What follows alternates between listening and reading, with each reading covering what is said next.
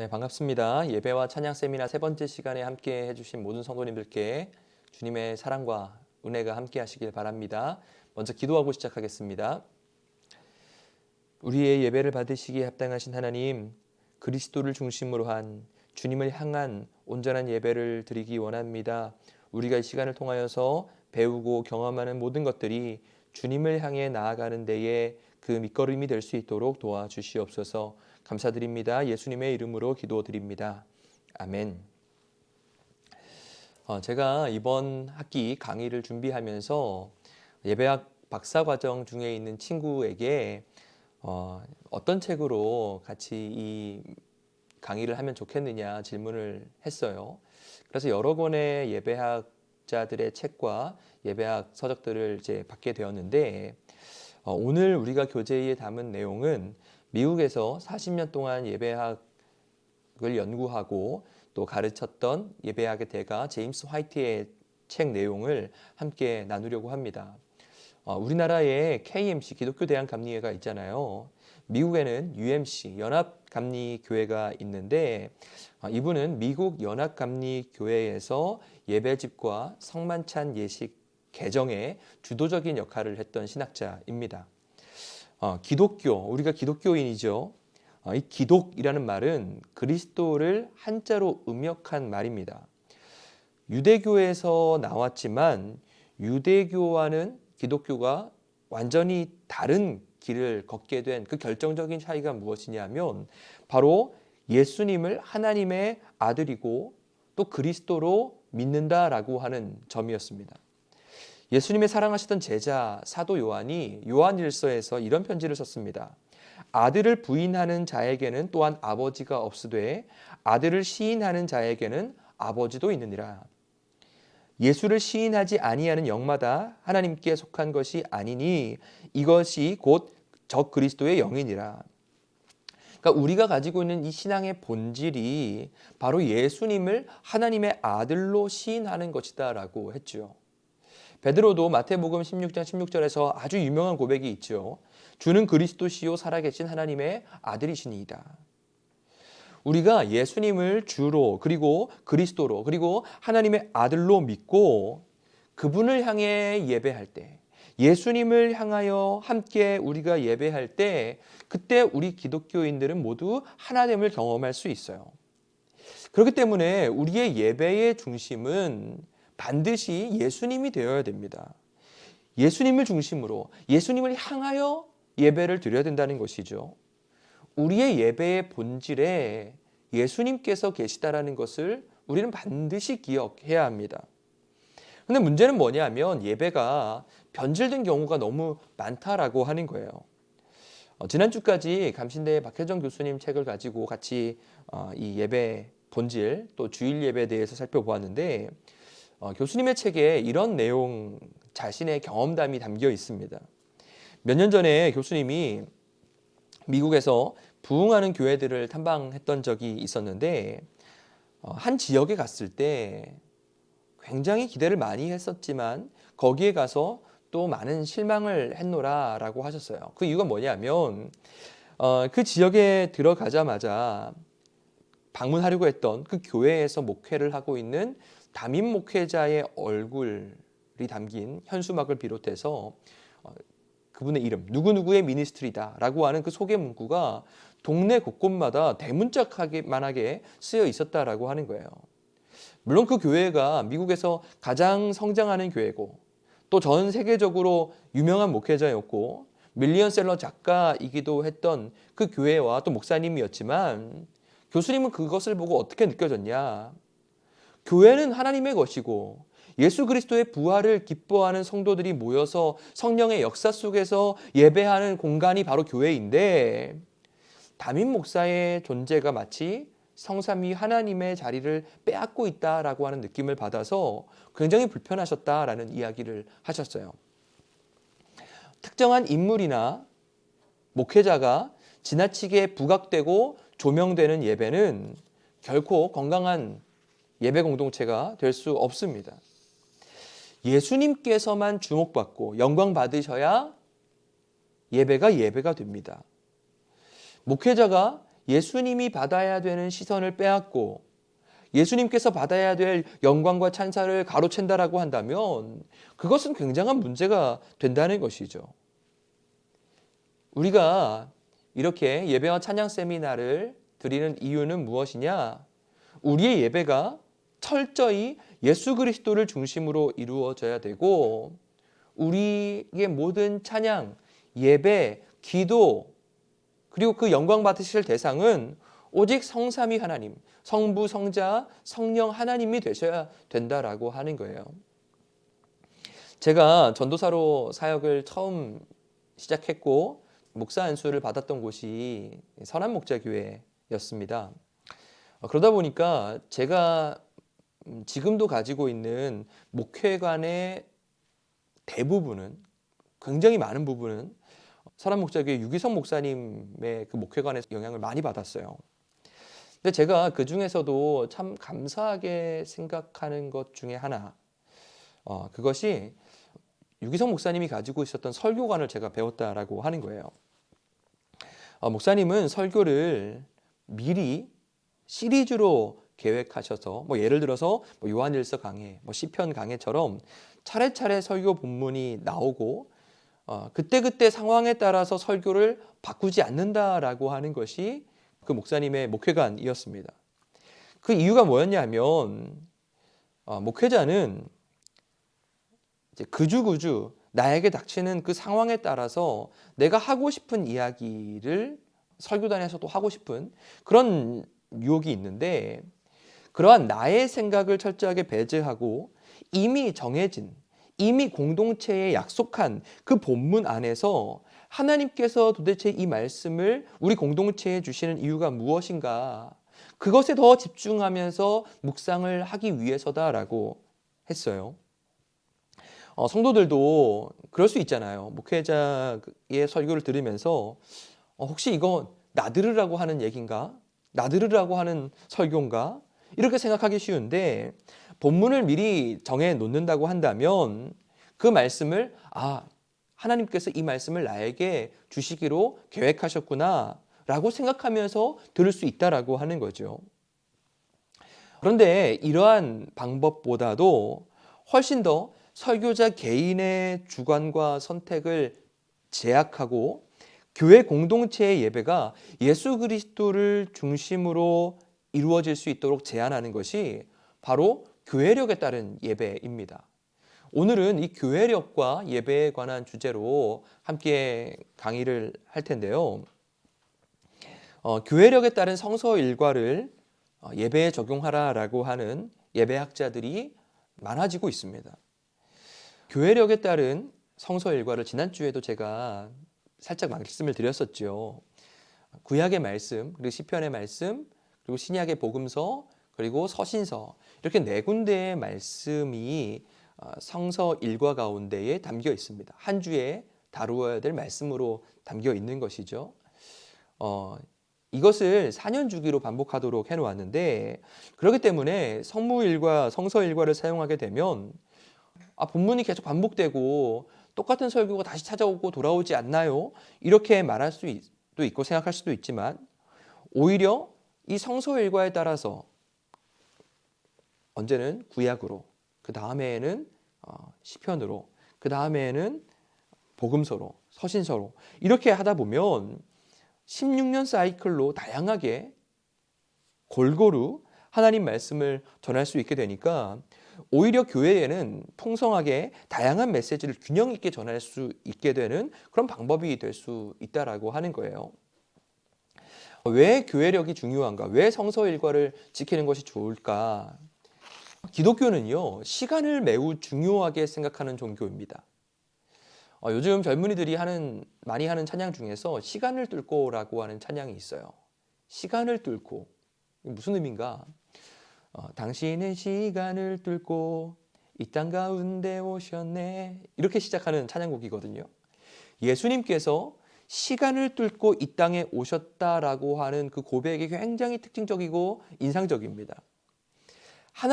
예수님께서 이 땅 가운데 성육신 하셨다라고 하는 사실은 영원하신 하나님께서 시간이라고 하는 물리적인 제약 속으로 들어오셨다 하는 것을 의미하기도 할 것입니다.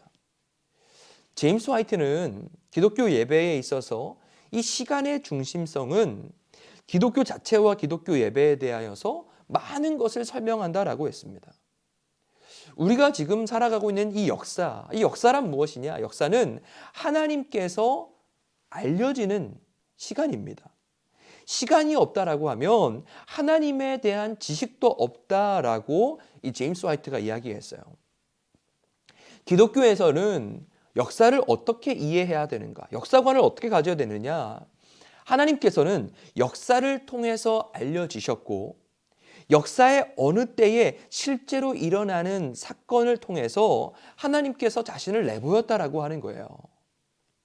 그 고대 이스라엘의 시간 속에서 역사하신 것이 성경이 되었고 또 교회의 사 속에서도 하나님께서는 신실하게 역사하셨으며 또 지금도 하나님께서는 이 역사 속에 자신을 끊임없이 드러내신다라고 하는 역사관을 우리가 가지고 있어야 된다라고 하는 것이죠. 성경에 보면 누가복음 1장 15절에 유대왕 헤롯의 때에라는 말씀도 있고 이것은 구레뇨가 수리아에 총독되었을 때라고 하는 성경 구절도 있죠. 예수님의 탄생 시점에 대해서 이야기하는 것인데요. 예수님 역시도 이 땅 가운데 오실 때 역사의 시간 속으로 들어오셨다라고 하는 거예요.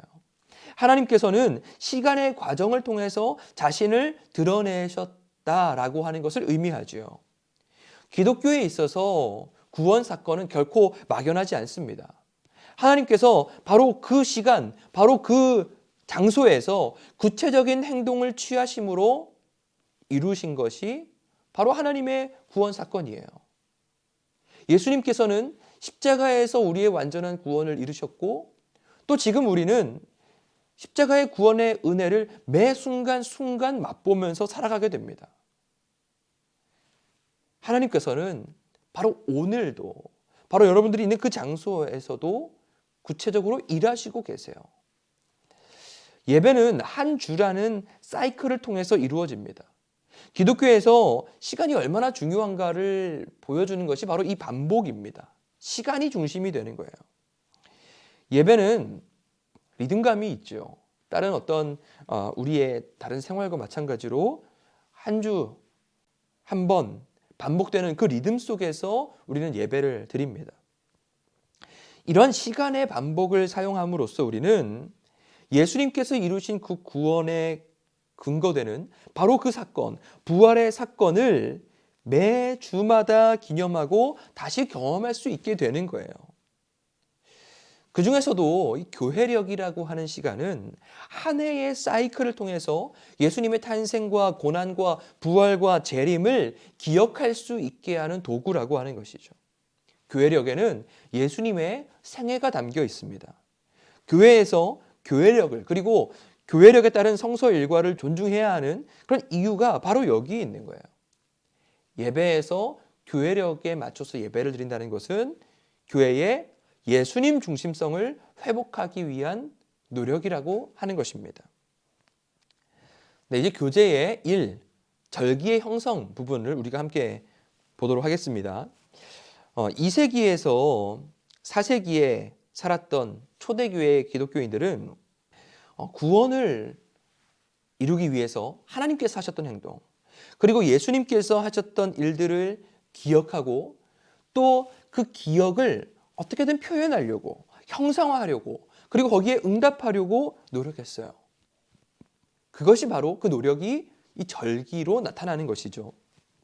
현대인들은 1년 365일이라고 하는 이 한 해의 사이클을 가지고 그것을 반복하고 기념하죠.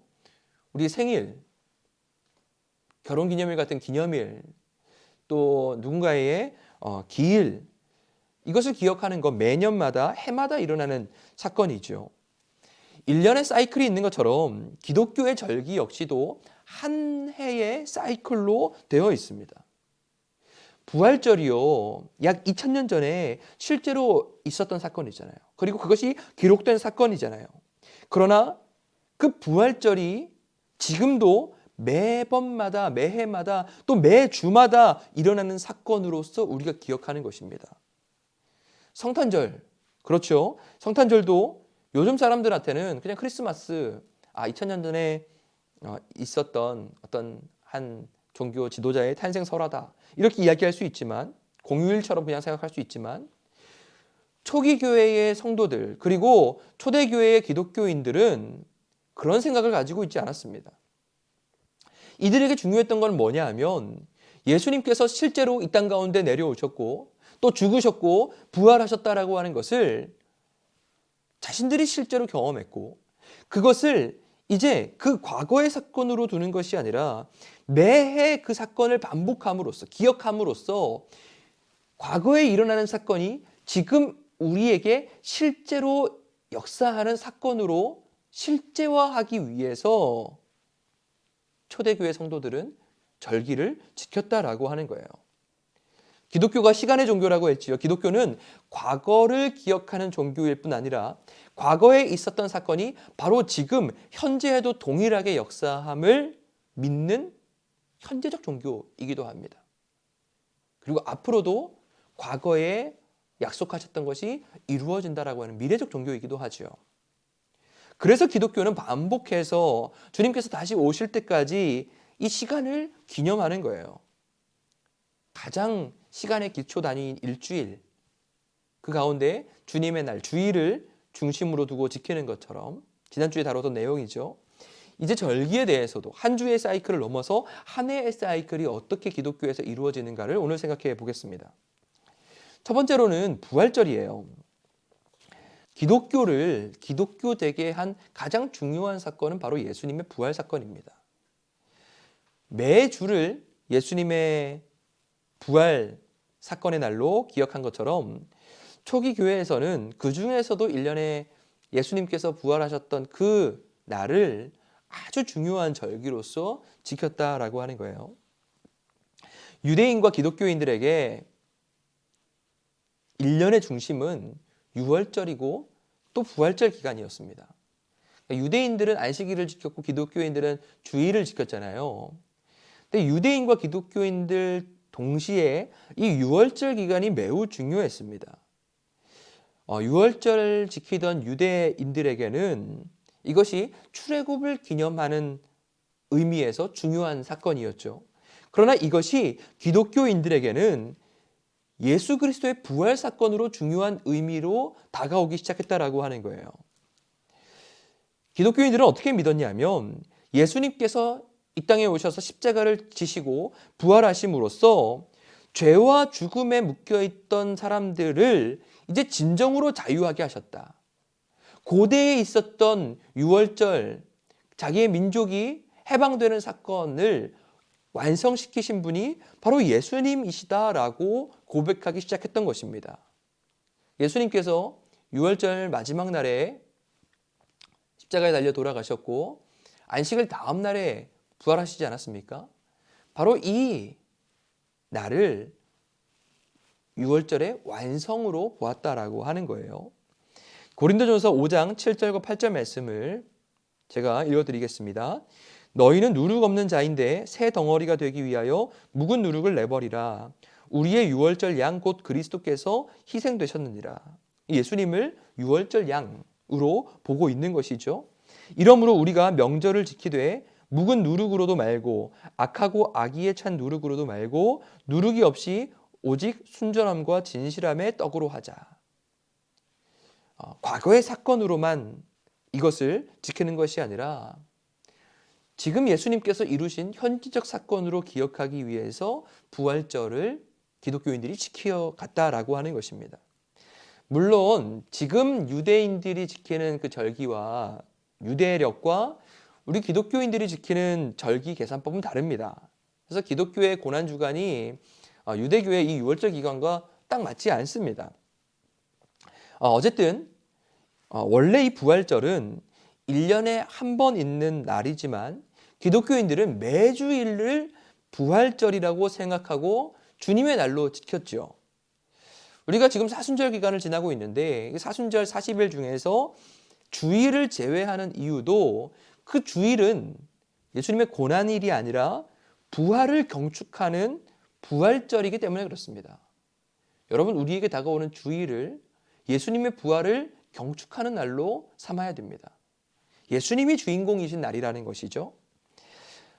부활절은 아주 고대로부터 그 날을 기억하고 지켰지만 특별히 그 한 주 전인 고난주간이 세분화되기 시작한 것은 4세기 무렵이었습니다. 4세기 무렵부터 순환과 부활을 포함하는 예수님의 며칠간의 마지막 일주일 가운데 모든 사건이 그날로 특별한 날로 지켜지기 시작했어요.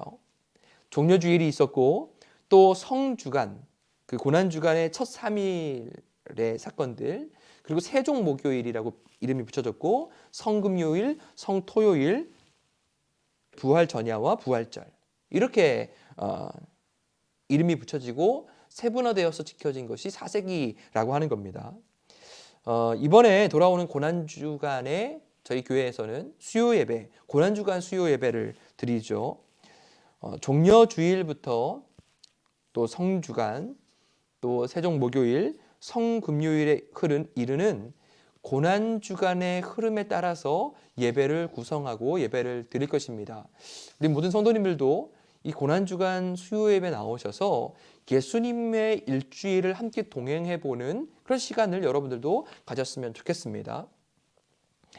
고대의 부활절 주간, 이 한 주의 이 부활절 주간 동안은 주로 세례를 새로 받는 사람들에게 세례의 의미를 가르치는 시간으로 이 시간을 잡았었습니다. 부활절에 세례를 새롭게 받게 된 사람들은 그때부터 당당하게 교회의 일원이 되고 그리스도의 몸의 구성원이 되었다라고 하는 것이죠. 지금도 저희가 부활절이 되면 우리 성도님들 세례를 받지 않습니까? 바로 2000년 전부터 이어오던 그 세례의 전통을 지금도 우리가 이어서 지켜오고 있는 것이라는 것이죠. 다음으로는 부활절과 연관성이 있는 사순절에 관해서 말씀을 드립니다. 이 부활절과 밀접한 관계가 있죠. 사순절. 이 사순절은 325년에 니케아 종교회의에서 이 순환절기를 처음으로 지켰는데 40일이라는 기간을 정했습니다. 40일이라는 의미, 사순이라는 이름이 붙여진 것이죠. 주님께서 광야에서 40일 동안 금식하셨던 것과 관련해서 은총과 참회를 위한 기간으로 40일을 정했습니다. 예수님께서 고난받은 것처럼 우리도 예수님의 고난에 동참하자라는 의미인 거죠. 특별히 이 사순절은 부활절에 세례를 받는 세례 지원자를 위한 마지막 준비 단계로 시작되었어요. 초대 교회에는 한 3년 정도의 시간을 지나고 그때에 교회에 처음 왔던 사람이 세례를 받을 수 있었거든요. 그러니까 3년 동안의 신앙 교육의 과정이 있었잖아요. 근데 특별히 마지막 3년째 됐던 사람들은 이 사순절 기간 동안에 마지막 준비 단계를 보냄으로써 부활절에 세례를 받았다라고 하는 거예요. 근데 4세기 후반에 성 어거스틴 때에 이르러서는 세례를 받고 안 받고의 여부와 관계없이 모든 기독교인들이 주님의 순환에 40일 동안 참여하는 시간이 이 사순절이 되었다라고 하는 거예요. 사순절은 제2의 수요일로부터 시작되죠. 성회 수요일이라고도 부르는데 이 성회라고 할 때 사람들은 거룩한 모임이다 이렇게 생각하기 쉽습니다. 하지만 이 회자는요. 제를 뜻하는 제회자를 사용했어요. 거룩한 제라는 것을 의미하죠. 이때 모든 기독교인들은 이마에 제를 뿌리고 주님의 고난에 참여하겠다라는 그 시작을 알리게 되는데 이러한 전통은 11세기 후반에 이르러서부터 시작된 것으로 보입니다. 우리 다음으로 살펴볼 절기는 부활절 이후에 이어지는 부활절기입니다. 부활절부터 오순절까지 이어지는 50일의 기간을 부활절기라고 부르게 되는데 이건 역시도 부활절과 밀접한 관계가 있죠. 저희가 교회에 사용하는 예배 때 사용하는 스톨 네 가지 컬러가 있습니다. 흰색, 보라색, 초록색, 빨간색이 네 가지인데 예복에도 쓰이고 교회에 이렇게 걸어놓는 이런 천들도 사용하는데요. 흰 예복과 흰 천은 특별한 날에 주로 사용됩니다. 부활절부터 오순절까지는 근데 특별한 날이 아니어도 매 주마다 흰색 천이 스톨로 사용되는데 그 이유가 무엇이냐면 바로 이 부활절부터 오순절기로 이어지는 이 부활절기가 특별한 기쁨의 절기가 되기 때문에 그렇습니다. 주님의 부활을 기념하는 이 기간은 우리 모든 성도에게 기쁨의 기간이고 평화의 기간이 된다라고 하는 것이죠.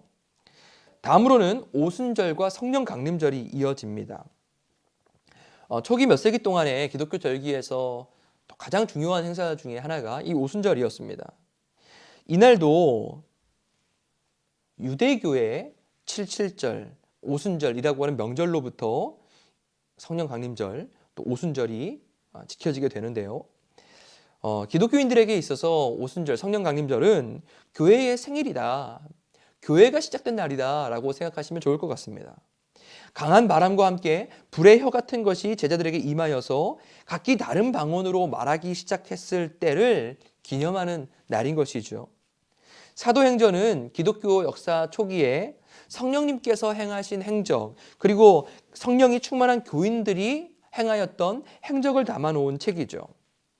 성령의 역사로 말미암은 교회의 탄생을 사도행전 가운데 기록해 놓았습니다. 주 4세기까지는 성령 강림절과 예수님의 승천일을 같이 기념하곤 했었는데 그 이후로부터 부활절 후 40일째 되는 날은 승천일이다라고 지키고 또 50일째 되는 날은 오순절이다, 성령께서 강림하신 날이다 하면서 지키기 시작했다라고 하죠. 그 다음에는 주현절, 14페이지 하단부에 주현절 있죠. 이 주현절은 여러분들에게도 주현절은 무엇 하는 날인가, 무슨 의미의 날인가 낯설게 느껴질 수도 있을 것 같아요. 이 주현절은 에피파니라고 하는 말에서 나왔는데요. 주님의 나타나심, 주님께서 현현하신 날이라는 의미를 가지고 있습니다. 특히나 1월 6일 그날을 주현절로 지키는데 이때는 예수님의 세례를 기념하는 절기입니다. 그와 함께 이 주현절기는 예수님의 탄생, 예수님의 출생에 대해서도 언급하고 또 동방박사들에 대해서 예수님의 세례 받으심과 예수님께서 처음 행하신 기적, 가나의 첫 기적도 다루고요. 이 모든 사건의 주제가 무엇이냐면 하나님이신 예수님께서 인간 가운데 나타나셨고 사람들에게 하나님이 어떤 분이신가를 나타내 보이셨다라고 하는 데에 주현절의 의미가 있습니다. 하나님께서 사람 가운데 나타나셨다라고 하는 것이죠. 요한복음 1장 18절 말씀에 보면 본래 하나님을 본 사람이 없으되 하나님 품속에 있는 독생하신 하나님이 나타내셨느니라. 하나님을 우리가 알 수 없었지만 이 땅에 특별한 계시로서 오신 예수님께서 하나님을 나타내신 것, 그 나타내심의 사건을 주현절기 가운데 초기 기독교인들이 지켜갔다라고 하는 거예요. 주현절기는 4세기 전반에 로마에서부터 세분화되기 시작했습니다. 크리스마스라는 말이 처음 나타난 때가 354년 로마의 문서였는데 여기에서 이 로마의 문서에서 12월 25일을 유대 베들레헴에서 그리스도가 나신 날이다라고 기록하고 있습니다. 그런데 예수님께서 진짜 언제 태어나셨는가 하는 것은 여러 가지 사람들마다 다른 견해가 있죠. 하지만 이때부터 이 로마에서부터 크리스마스가 주현절 행사의 중요한 부분으로 차지하게 되었습니다. 그 이전은 강림절기로 지키죠.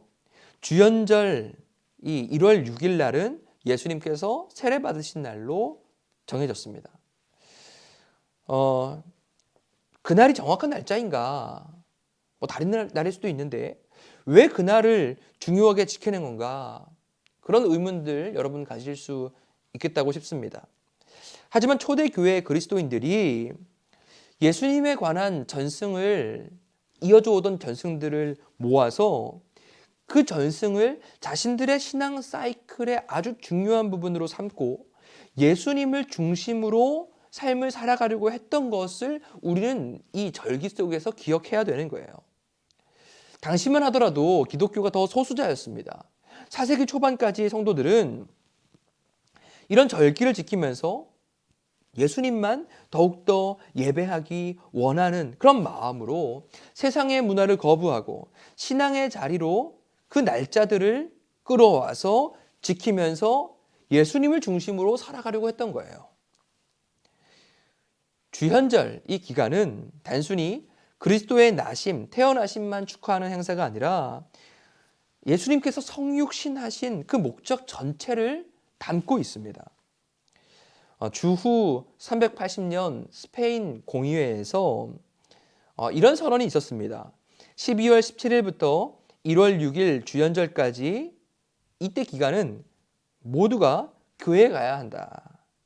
매일같이 교회에 가서 예배하는 날로 선포했다라는 것이죠. 이것이 나중에 강림절 또는 대강절로 발전하게 되는 것입니다. 5세기에 와서 로마는 크리스마스 전 4주간을 강림절기 또 대강절로서 인정하게 되었죠. 이 주연절기 안에는 예수님의 탄생으로부터 8일째 되는 날, 그러니까 12월 25일을 정해놓고 그 후로 8일째 되는 날, 보통 1월 1일을 예수님께서 할례를 받으신 날로 기념하고 또 이때 처음으로 예수님을 예수라 명명한 날이라고 지킵니다. 그리고 1월 6일 처음 예수님 세례 받으신 날, 그리고 생후 40일째 되던 예수님께서 예루살렘의 성전에 나가신 날, 이런 날들이 큰 틀에서 강림절기부터 예수님께서 나타나신 주연절기까지 지켜졌다라고 하는 거예요. 그 외에도 여러 가지 절기들이 기독교 교회력 가운데 들어와 있습니다. 오순절 바로 다음 주일은 삼위일체 주일로 지키고요. 또 11월 첫째 날은 성인들을 기념하는 만성절로 지키던 전통도 있습니다. 16세기 종교개혁자들은 교회력에 대해서도 여러 가지 시도들을 했어요. 마틴 루터는 주일과 예수님과 관계된 축일만 지키자. 성자들을 기억했던 카톨릭의 여러 가지 축일들은 다 없애자라고 했죠. 감리교의 창시자였던 존 웨슬리는 아주 실용주의적인 관점으로 이것에 접근했는데 현재의 유익한 목적이 없는 대부분의 축일들은 폐지했다라고 하는 거예요. 하나님의 말씀에 근거를 갖지 않는 전통들, 예를 들어서 제자들이나 순교자들이나 성녀들의 성일 이런 것들은 지키지 않기로 했다라고 하는 것이죠. 우리가 교회력을 통해서 볼 수 있는 것은 주님의 교회가, 예수님의 교회가 예수님의 오심과 부활, 성령께서 함께 하심, 이것을 더욱더 적극적으로 표현하려고 교회력을 만들었다라고 하는 거예요. 교회력은 그리스도께서 하나님을 밝히 밝혀주신 사건, 주연절이죠. 또 죽음에서 일어나심, 사순절과 부활절, 그리고 성령을 보내주심, 성령 강림절을 시간의 흐름 속에서 생생하게 지키고 드러내려고 했다라고 하는 것입니다. 그렇다면 이러한 교회력을 우리가 어떻게 잘 활용할 수 있을까? 매 절기들은요, 특별한 날로 시작해서 특별한 날로 끝나게 됩니다. 성탄절 절기는 성탄절 전야로 시작해서 성탄절과 주연절로 이루어지고, 주연절 이후 절기는 주님의 세례로부터 시작해서 변화주일이라고 불리는 산상변모일로 끝나게 돼요. 그리고 사순절은 참회수요일, 제수요일로부터 시작해서 성토요일로 끝나게 됩니다.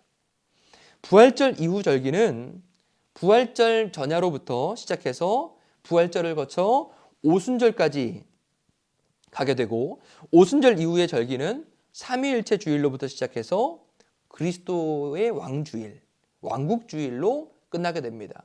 왕국주일 다음 주일부터 강림절기, 대강절이 시작되지요. 그런데 이렇게 중요한 날마다 흰색 천을 사용해서 그 특별한 날을 알렸고 그 사이사이마다 여러 가지 색상을 사용해서 초록색, 보라색, 빨간색 천으로 강단을 꾸몄죠. 근데 이러한 색깔들은요, 단순한 장식물이 아닙니다. 이런 거 왜 표시를 해놨는가? 고대 교회에서는 이러한 시각적인 요소를 통해서 기독교의 역사와 교회가 선교적인 목적으로, 복음을 잘 알리려는 목적으로 이러한 색깔들을 사용했다라고 하는 거예요. 옛날에 글과 또 언어, 예배의 언어였던 라틴어를 잘 이해하지 못하는 회중들에게 복음을 인식시키도록 그것을 활용하는 데에 이러한 주요 색깔들을 사용했다라고 하는 것이죠. 그러니까 아주 중요한 복음 전파의 도구, 상징이 되었다라고 하는 것이죠.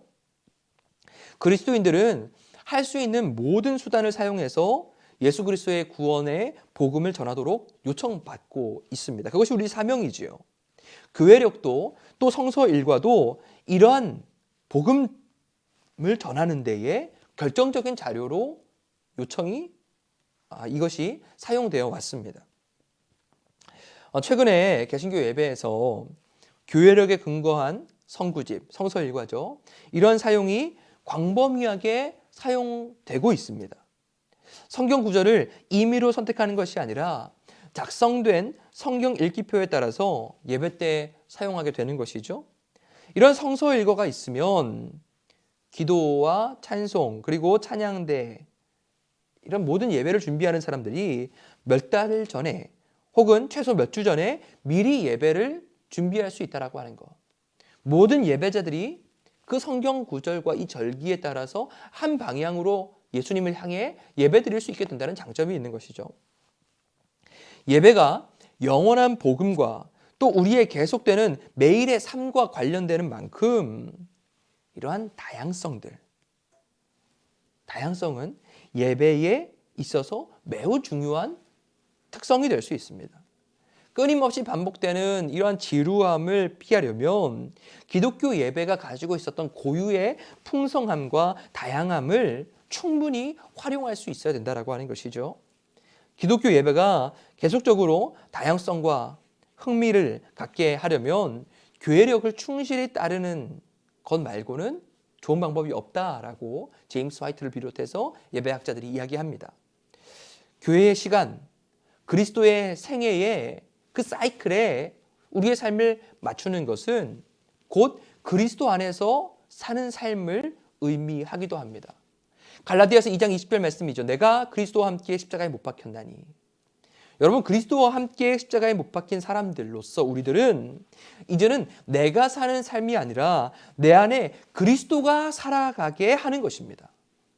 지금도 우리는 매초 매분 흘러가는 크로노스의 시간, 육체의 시간을 살아가지만 우리가 교회력을 지킴으로써 우리는 나를 사랑하사 나를 위하여 자기 자신을 버리신 하나님의 아들을 믿는 믿음으로 예수님의 시간 속에서 살아가게 되는 것입니다. 우리가 예배하는 이유, 그리스도를 우리 삶의 중심에 두기 위함이죠. 그리고 교회력을 지키는 이유도 똑같습니다. 우리의 삶을 주님의 시간에 맞추기 위함입니다. 여러분, 우리의 예배가 오로지 주님을 중심으로 예수님을 향하여 드리는 온전한 예배가 되길 원하고, 또한 우리의 삶 역시도 주님과 함께 동행하는 주님의 시간 속에 살아가는 우리 모든 성도님들이 되시기를 축복합니다. 기도하고 마치겠습니다. 거룩하신 하나님, 우리에게 역사 속에서 자신을 드러내셨고 시간 속에 주님을 알아갈 수 있게 하시니 감사합니다. 우리에게 신앙이, 또 우리에게 종교가 과거에 일어났던 사건이 아니라 매주 매 순간 우리에게 찾아오는 시간임을 알고 우리 삶의 중심에 주님을 모시고 주님만을 예배하는 우리의 삶과 또 예배 시간을 통해 주님만을 높여드리는 우리 모두가 되게 하여 주시옵소서. 참되게 예배하는 자를 찾으시는 주님, 우리가 그 한 사람의 예배자가 되기를 원합니다. 예수 그리스도의 이름으로 기도드립니다. 아멘.